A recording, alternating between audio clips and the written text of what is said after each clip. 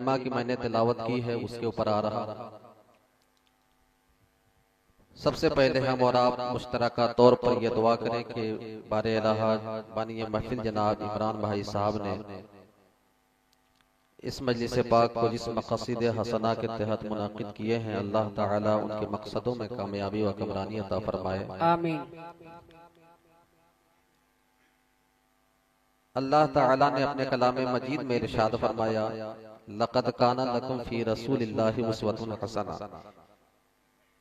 बड़ी संजीदगी के साथ 10 से 15 मिनट गुफ्तगू करूंगा और आप हजरात ये सोच और फिक्र लेकर के बैठिए कि जब नबी की बज़्म में जाएं, नबी की महफिल में जाएं, तो कम से कम दीन की एक बात को सीख करके उठें।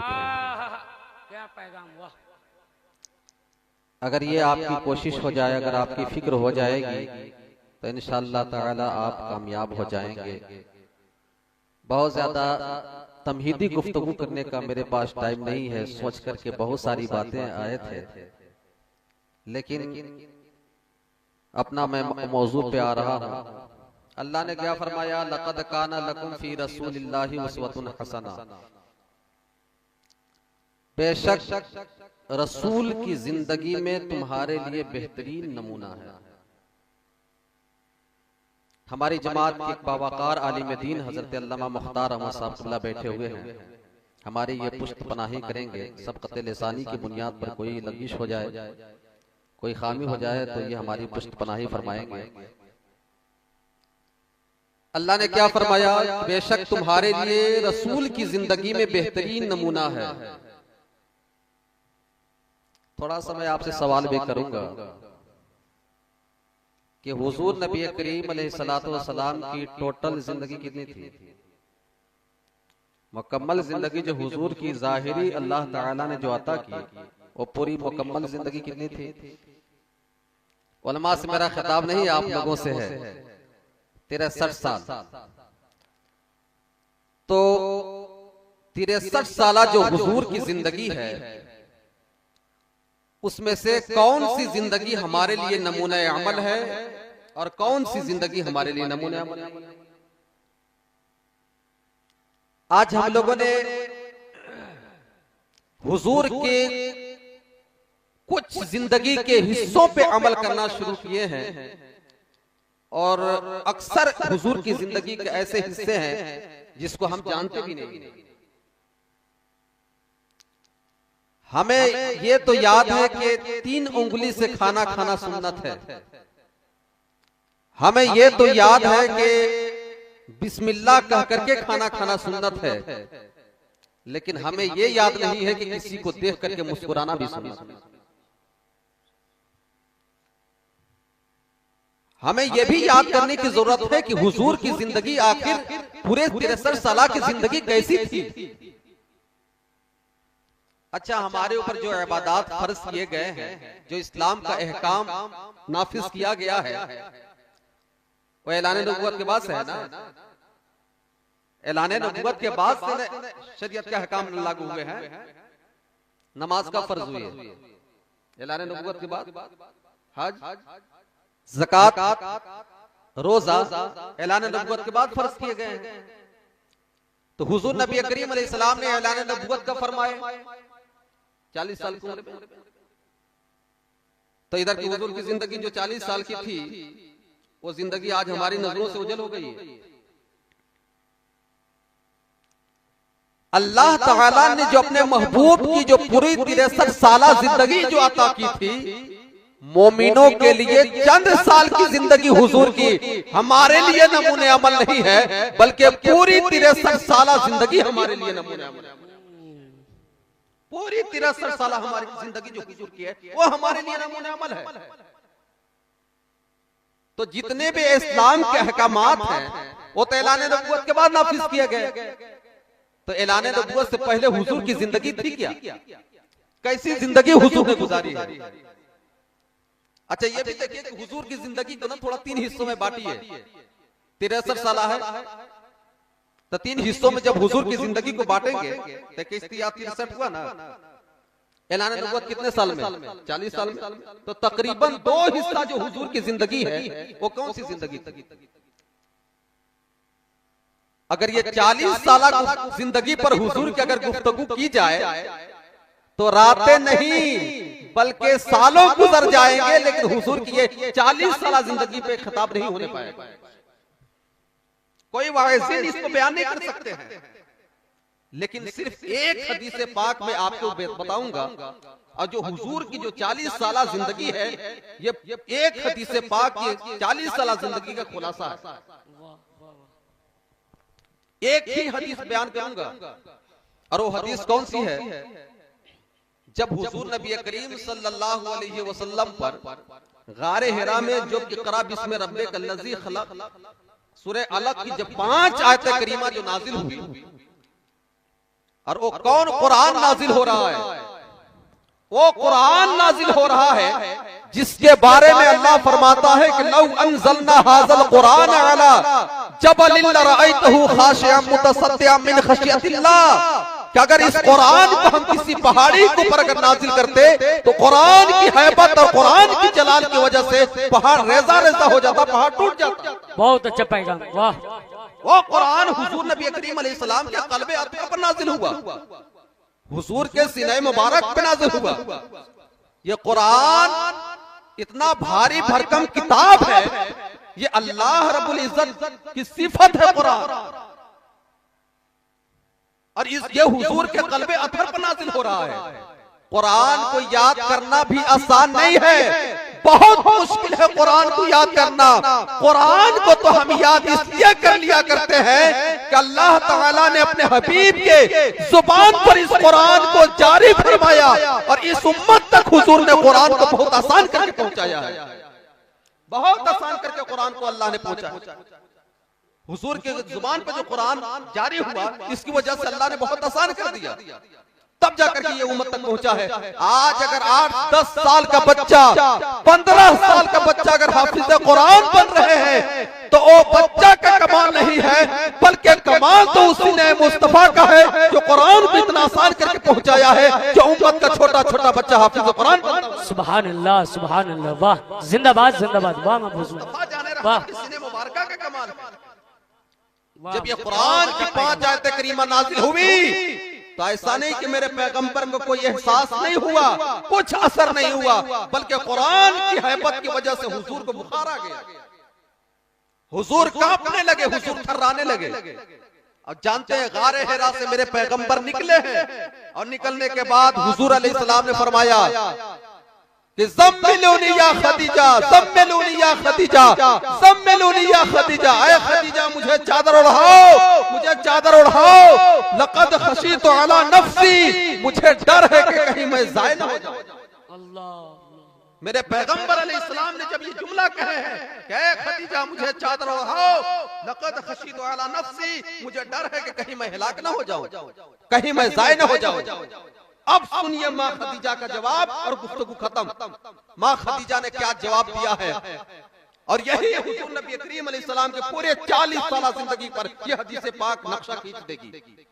माँ खदीजा ने फरमाई, फ़क़ालत खदीजा रज़ियल्लाहु तआला अन्हा, कल्ला वल्लाहि मा यख़्ज़िकल्लाहु अबदा, हरगिज़ नहीं, खुदा की कसम अल्लाह आपको ज़ाय नहीं फरमाएगा।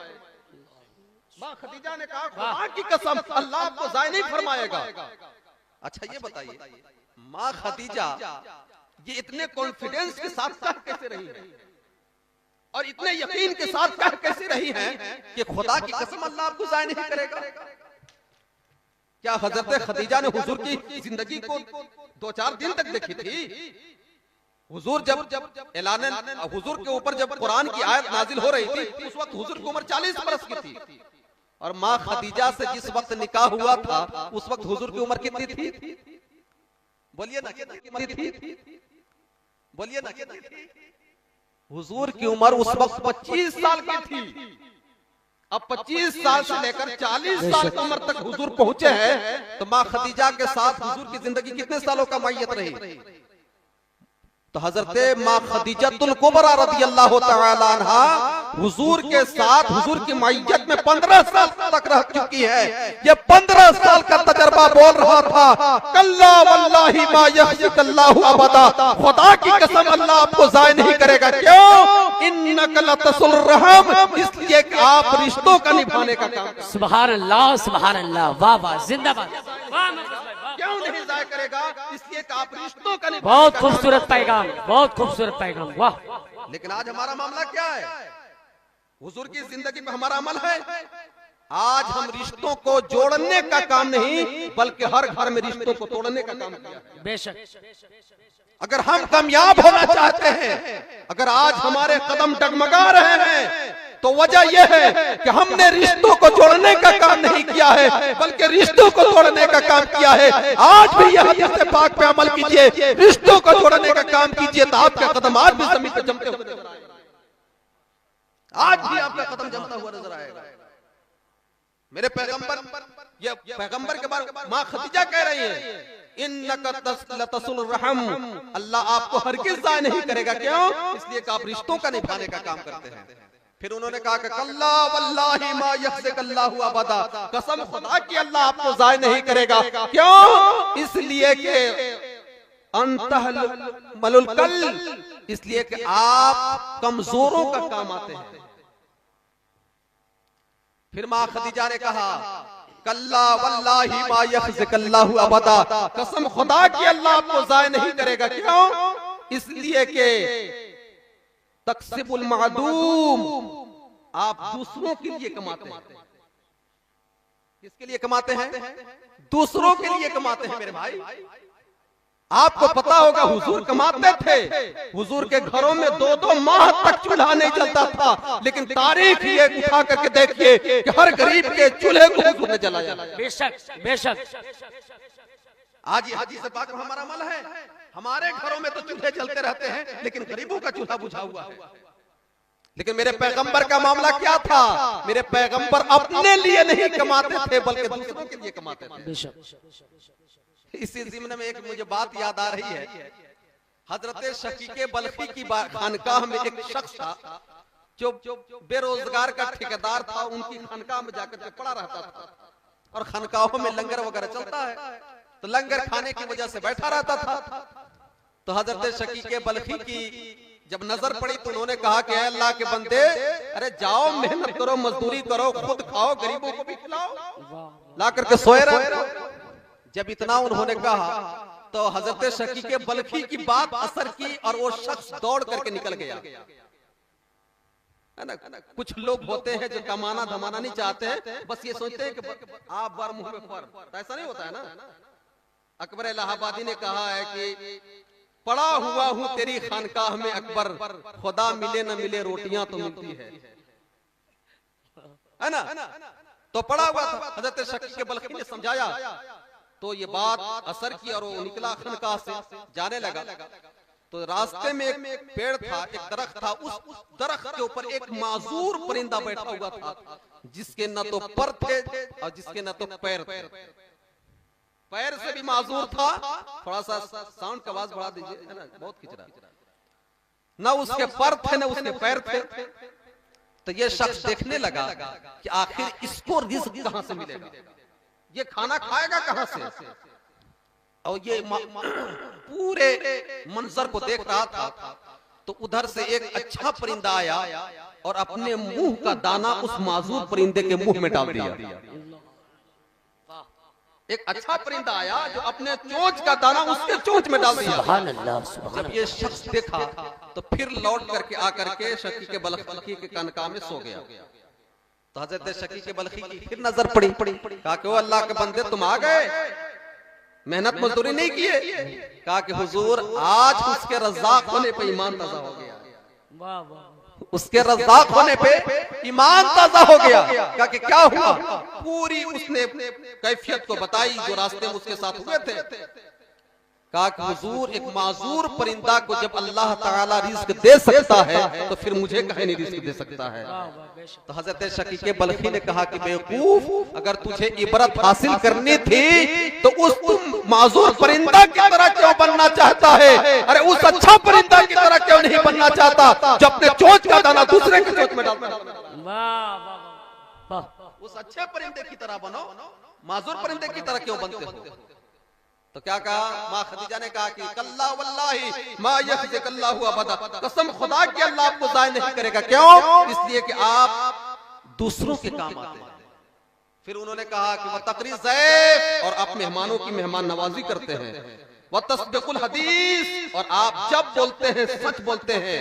वह तुईनु अला नवाइल हक, और आप उस शख्स की मदद करते हैं जो जमीनी आफतों में, आसमानी आफतों में मुब्तला हो जाता है, आप उसकी मदद करते हैं। कसम खुदा की अल्लाह आपको कभी ज़ाय नहीं करेगा, कभी ज़ाय नहीं करेगा। बेशक समझ रहे हैं? अगर आप चाहते हैं कि हम भी कामयाब हो जाएं, तो आप रिश्तों को निभाने का काम करें, आप कमजोरों की मदद करें, आप दूसरों के लिए काम आए, आप जब बोले तो सच बोले, आप मेहमानों की मेहमान नवाजी करें, और अपने समाज का, अपने सोसाइटी का उस शख्स का सहारा बने जो मुसीबतों में गिरफ्तार हो गया है। जब आप इन सुन्नतों पे अमल करेंगे तो आपकी जिंदगी यहाँ भी कामयाब रहेगी, वहां भी कामयाब रहेगी। वाह दावाना अल्हम्दुलिल्लाह रब्बिल आलमीन।